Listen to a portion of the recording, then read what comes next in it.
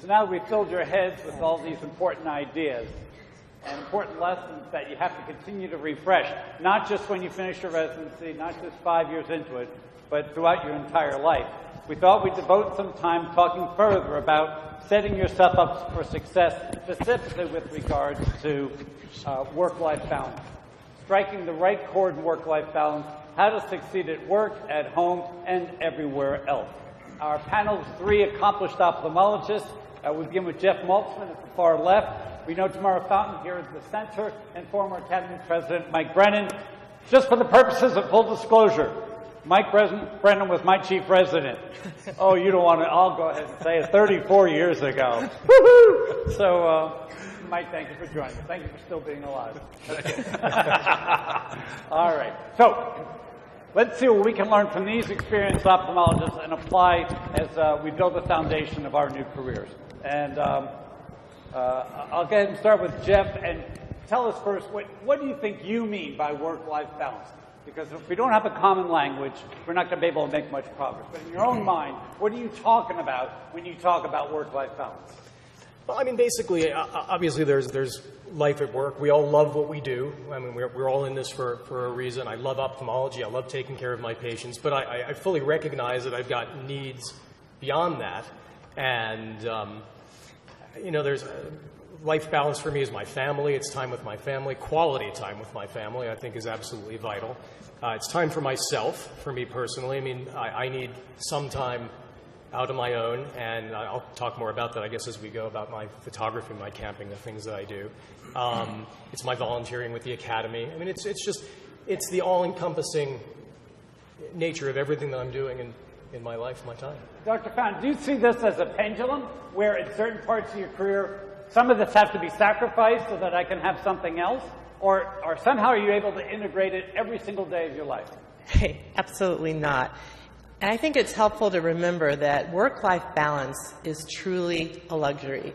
If you think about people who are working for cents a day to sew the clothes that we wear, and here we are having the luxury of sitting here talking about how we can fit photography into our lives. So just keep the perspective that talking about work-life balance is truly a luxury. And sometimes there is no balance. It's like a seesaw, I guess. So it depends on what you're doing with your work. I mean, try telling your chairman that you need better work-life balance. Nobody would expect you to try to go up to your chairman and talk about that. We recognize there are times in our lives we don't have any balance. But when you can exert control, I think it is helpful to know what your values are. For some people, work-life balance is working 60 hours a week. That's the perfect point for them. And that's not always the case for everybody. So it's knowing what your core values are and recognizing you're not going to be able to exert that control at every point in your life. Mike, I spoke a few minutes ago about expectations. So how do you communicate your expectations of work-life balance with, for example, your new boss or your spouse and family? How do you navigate that? How about your spouse? Here's my secret. Marry a psychiatric nurse. You know how nurses are kind and gentle and caring. And if you marry a psychiatric nurse like I did, she knew very quickly that I was crazy. And I do not believe in balance. I love imbalance. I think that we all make choices. There are consequences. We weigh. I don't like to talk about a scale or really balance. I try to stay unbalanced, personally. My family learned expectations that if I said, yes, I will be home, they knew that when I said I'd be home in a half hour, it would be an hour. So people learn. I do agree with Bill's point that unmet expectations can get you in trouble. Okay. All right. This brings to mind people who might live in New England, people who lived in Boston last winter, and all that horrible snow they had, and wondering when the sun was ever going to come out. Work-life balance sometimes is a goal, right? When are we going to have the first day of spring? When is the snow going to melt? But then there are people who live in San Diego, and it's sunny and 72 almost every single day. You're going to have to make choices that will either put you in Boston, Mike likes Boston, or I'm going to make choices that will get me closer to San Diego, so it's not always such a faraway goal. And sometimes that takes courage, and sometimes you have to shift your priorities in order to make that happen. But I do encourage, the point that Mike made also, is make these decisions in solidarity with your partner. Make sure you both know the way you're going to go. Now, you've got to be smart about this. The first couple of years of your practice, get ready. Here's your nose. There's the grindstone. Get going. But after a couple of years, the smoke settles, and you are going to be able to start making some very intelligent decisions. So even thinking about those decisions in those first crazy, hectic years can be therapeutic. And it's like Tamara says, sometimes just keeping it as a goal, knowing that someday the snow is going to melt, can be very, very helpful. So saying that, Jeff, tell me one thing of what work-life balance means to you, in the sense that give me a work-life balance activity, escape, retreat that helps you reset. Well, I'll definitely do that. I think one point you made is, I think it's really important that you're true to yourself. You really need to know yourself to the point you were just making, and know what you want. You know, what do you want out of life? What do you want out of work? What do you want out of your time away from work? If it's your family, you talked about the beach versus the snow. I mean, if you're a hiker, you like the mountains, you want to be out there like I am taking photos, well, I probably wouldn't do so good living in the middle of Kansas. I mean, for me, living in Tucson, Arizona, where I can get into the mountains regularly, I mean, I can finish work early and I can still do a 2-hour hike after work, which to me is absolutely magnificent. And as Susan said earlier, beauty is restorative. I love that line, because for me, that's absolutely true. Being able to get out of the office, get out of my head and everything that's going on with my patients, and just be away by myself in nature, just me and the camera, and and capturing those moments. And then I love sharing that with people. So that, for me, is particularly wonderful. Give me one exercise, Tamara. One exercise of like downward dog? Of achieving work. Oh, so yoga works. Yes, for me it's Zumba. It's just about anything that gets my heart rate going. It's much cheaper than a therapist, and something that I can do on my own time after the workday is over. So something physical for me has always been restorative. But I agree with Jeff. Something beautiful is nice. If you have a view out of your backyard, or a picture that you like, or being outside. I think if you have a dog, first you to get outside. I think that helps make you realize that it's more than just you, and that you've got other things that help define your core value. Lay it on us, Mike. What do you do? All right, Susan mentioned that life is a marathon, and there's going to be a lot of choices along the way. Also remember what she said about have a passion. I always wanted to be an astronaut from the time I was about 16. And I went to aviation. I went to Stanford in aeronautical engineering. I wasn't a good aviator. I couldn't be an engineer. And I finally went to medical school, and I thought I was in place now. NASA invited me to interview, and I was there for a few days, and I went home crying because I didn't make the list on Friday. My wife and my daughter were cheering. I had made a choice that wasn't up to their liking. And when the psychiatrist called to find out if I was a decent person, they said he's crazy. So 35 years later, I have applied to Virgin Galactic, and my wife finally said, you're still crazy, but it's time for you to go and follow your star. So have a vision. So I'm going to outer space in a couple of years, and my wife is applauding. In fact, she even gave me the loan to pay for the trip. Oh, wonderful. In order to achieve work-life balance, you have to carve time. You have to commit time to do it. It could be time during the workday, it could be time afterwards, it could be on the weekends. Jeff mentioned you do things by yourself. You may want to commit to time with your partner or somebody else. So in the work situation, how do you create that time? How do you carve that time? How do you announce that time? And how do you get other people to truly respect that time? And that can be tough, for sure. And that's the important thing. You have to do it. You have to commit to it. And if you don't do that, if you don't set those times, you know it's not going to happen. I think it's important to plan those things ahead, have things planned ahead as much as you can. I mean, be honest with your partners, the people you're working with. Try to come to an agreement. I mean, if there's one day a week where you want to go play in a volleyball league after work, make plans so that you can guarantee that you're going to be out of the office by 5 so you can get there. And that might mean that you've got to work late another night, so one of your partners perhaps covers you, something like that. I've gotten to the point for me where I've just I was getting pretty burnt out with work, and I just made the decision to stop working one additional day a week. I only work 4 days a week now. I have the luxury to be able to do that. I'm able to still generate a reasonable amount of income. I have taken a little bit of an income hit, but to me, it was worth doing that because I am a much happier person. I'm much more rested. I'm much more energetic in the office. I look forward to going in. I'm not as stressed out by the end of the week. And I made that commitment. I talked to my wife. I talked to my partners. We all agreed that I could do this. If they had said no, I would have accepted that. But fortunately, it worked out well. And How often do you backtrack? How many times do you actually go in that 5th day of the week? Maybe once every 6 weeks. Okay. 4 to 6 weeks. And I'm going to do a little bit more this next year. I've kind of determined that I'm taking a little bit too much time out, so I am going to go give back some of my Mondays. So, but I'm still taking a good number of them off. I think for me, that's the balance that I need. Now, that's not going to work for everybody. I mean, not everybody can do that. I realize that. But even if it means, blocking off, talking with your husband or your wife and saying, look, I need a half a day on Saturday, or talking with your partners and saying, I need to go do this every night. I want to go to the gym twice a week. I think regular exercise is really important. So helps you get sleep, helps you concentrate. You're going to be a better partner. You're going to take better care of your patients. So it's just you've got to commit to it and find a way to make it happen. I think that's vital. Tamara? I try when I can to have my schedule front-end loaded, so I see my challenging patients early in the day when I have a little bit more emotional and physical energy. I don't always achieve it, but I do try to block out at least 15 minutes at lunchtime when I can get in my office, or if it's nice in Chicago, I can take a little walk outside just to recharge my batteries. I recognize that our break room starts calling me when I get a little stressed out, and there's all manner of temptations in our break room from patients, whether it's chocolates or leftover pizza crusts, just about anything that I can put in my mouth when I start getting stressed out, that's where it goes. So I try to get my hard stuff out of the way in the morning. It also goes towards my surgical schedule. Try to schedule my harder cases first, just mentally. I know I've gotten the hard stuff behind me, and I can coast on the rest of the day. And Mike? Jeff talked about relationships with partners.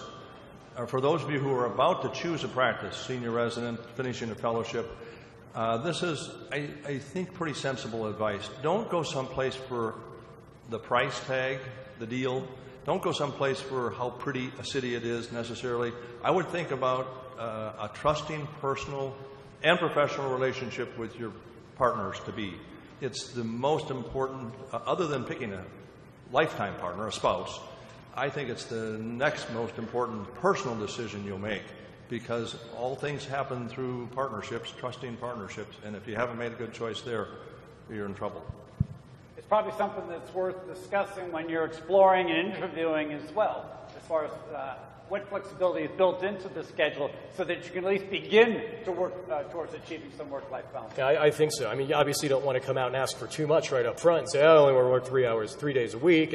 But, I mean, feeling out your partners on, how does the practice work? What are the opportunities for flexibility in schedule and things like that? It's just one more example of what Dr. Ruth Williams was saying earlier today, that the salary issue is probably the most trivial part of the whole contract, or part of the whole relationship. We'll get to that number later, but are you going to give me my yoga time if I need my yoga time, or whatever else you need?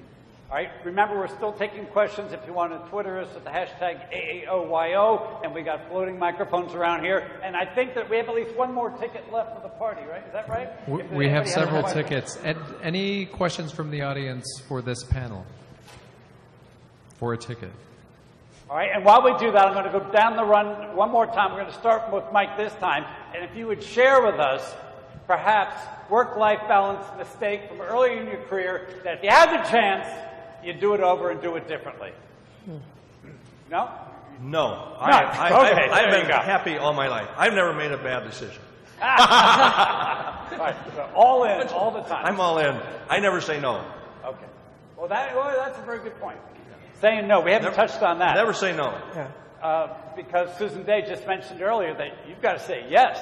People ask you, and particularly when you're just getting started, you want to say yes, and opportunities abound when you say yes. There are unintended... It can be toxic, though. I said there are choices and consequences. There are unintended consequences, and you have to be prepared for those when you make those slippery choices. I would have to agree. I can't look back on my career and say that I made any mistakes, but I think my advice to you all would be to have faith in what you're doing. And what I mean by that is it's really easy, especially for your generation, to know what your peers are doing. It wasn't so easy before the age of social media to know what this collective group of people was doing. And so just know it's your path. There's nobody up here who has the answers for you in your specific situation. And do know that whatever you're struggling with at the time, you are not alone. And only with the benefit of time and wisdom looking back do you realize that you did a pretty good job with the hand that was dealt you. So whatever it is that you're dealing with, just recognize you're not alone. There's not one pathway, and that people before you have figured it out, and you will too. This is a key pillar to that mentor relationship we talked about earlier. Your hand is up. You better have a question. You're scratching? That looked like a hand. You got a hand. All right, let's bring a microphone over here before she stops scratching. Okay. But again, relying on your mentors we talked about. When you're starting to feel the pressure from too much work, they too will have ideas and experiences to share with you to help you get through some of those tougher times. How you feeling? You need some Benadryl. Good. You good? Yeah, all right. I'm great. Tell us who you are. No. I'm Sylvia from Wills. No, just Hi kidding. Sylvia. I'm Leslie from Chicago. I was just wondering, not just like time at work and away from work when you're, starting off and you kind of worry about every patient and your confidence isn't there, how at the end of the day you deal with the fact of, what you've done during the day, and any tips for people who are just kind of branching out on their own for the first time and seeing patients alone. I'm sorry, I didn't hear the last part of your question. What do you do? Try to maybe relax at home at night to not bring kind of all of the stresses of the day with you. How do you unwind? For me, it's something physical and then reading. I like to read. It takes me away, whether it's fiction or nonfiction or the paper. It just reminds me that whatever problems I'm encountering at the time are probably, in the end, inconsequential given the bigger picture in which we live. It's my method. Bill, we have one more question here. This side, yes. Same spot. One more question. Time for one more answer. I was raising my hand. I wasn't itching. So I guess one of the things that hasn't been mentioned, work-life balance, and I think it probably pertains to less people in the room, is when you have children and this guilty feeling, especially being a resident, that I'm missing out on my child growing up, this weekend, because my child's not here. As my spouse isn't here either, but it's leaving my wife and daughter behind. It leaves a little bit of a guilty feeling. Any words of encouragement, especially as physicians, it's a daily work-life balance, but then there's all sorts of events like this that you almost feel like you should be going to as part of your profession, is your commitment to becoming an ophthalmologist. I had 4 children when I was in medical school, and somehow it worked. Marry a psychiatric nurse, first of all, and never say no. Say, I will be at that soccer game. I might be there for the second half, but I will be there. I make every effort you can to do the right thing at the right time. And if you chose the life of a physician, you've gone into a different pathway. Fortunately, you're not an obstetrician. You're in a better specialty than that for work-life balance.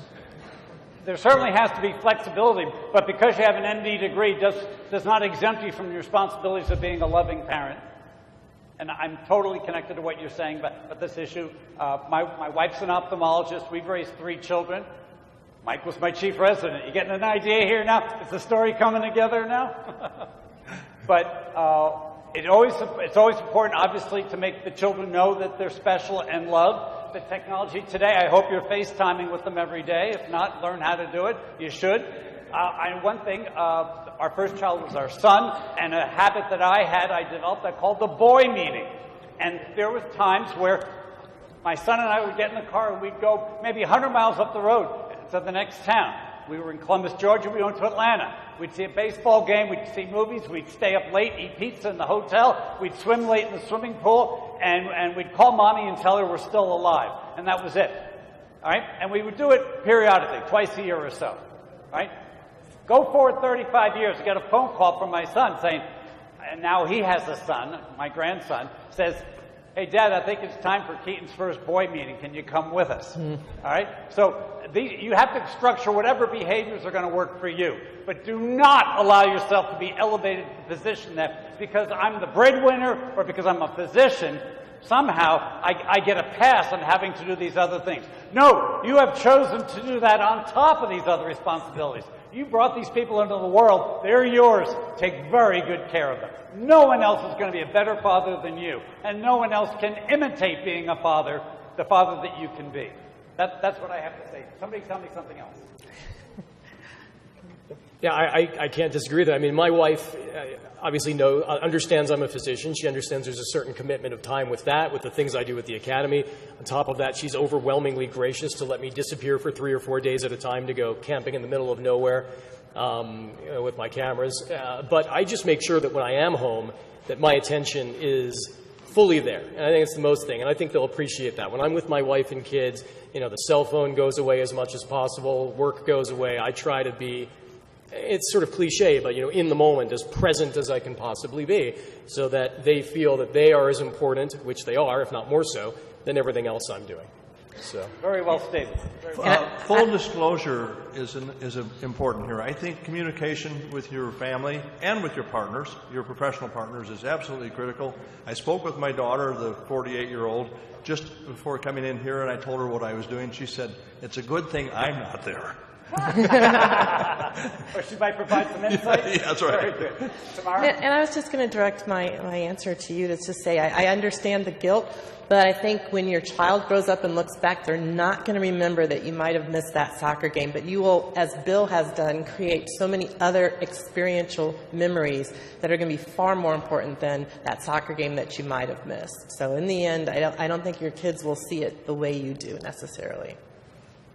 Thank you all for your kind participation. Let's give them all a hand.